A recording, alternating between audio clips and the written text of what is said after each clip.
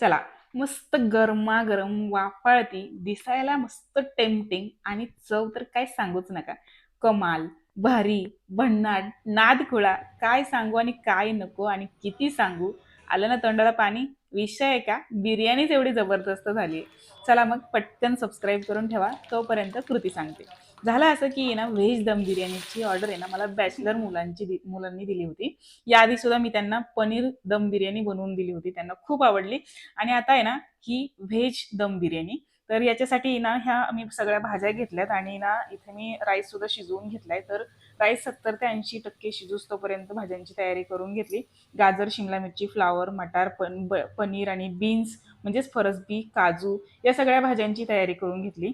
आणि या भाज्यांना आहे ना मॅरिनेट करून घेतलं. तर 200 ग्रॅम दही घेतले आणि काही मसाले घेतलेत. मसाले मी स्क्रीनवरती दिलेत. याच्यामध्ये ना मी इन्स्टंटवाला मसाला वापरलाय. तर इन्स्टंटवाल्या मसाल्यामध्ये ना तर एक ग्रेव्हीवाला आणि एक पावडरवाला मसाला येतो. तर या मसाल्याने ना याला खूप मस्त कमाल अशी टेस्ट आली. कमाल असं याचा स्वाद आलेला आहे बिर्याणीला. तर ह्या मसाल्याने बिर्याणी खूप छान झाली होती.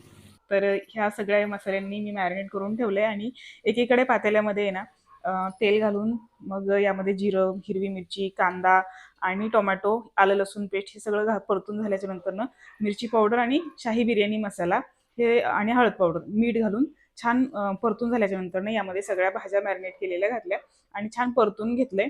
एक 5 मिनिटं परतून याच्यावरती झाकण ठेवून याला वाफलवून घेतले. म्हणजे या भाज्यांना एक 10 मिनिटासाठी लो फ्लेमवरती शिजवून घेतले.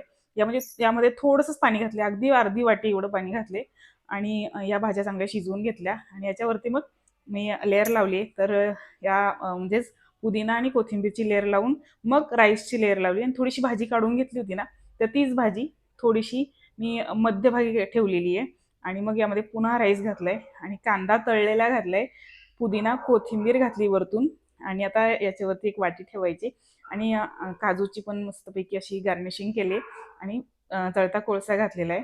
यामध्ये साजूक तूप घालायचं म्हणून असे होल करून घेतलेत.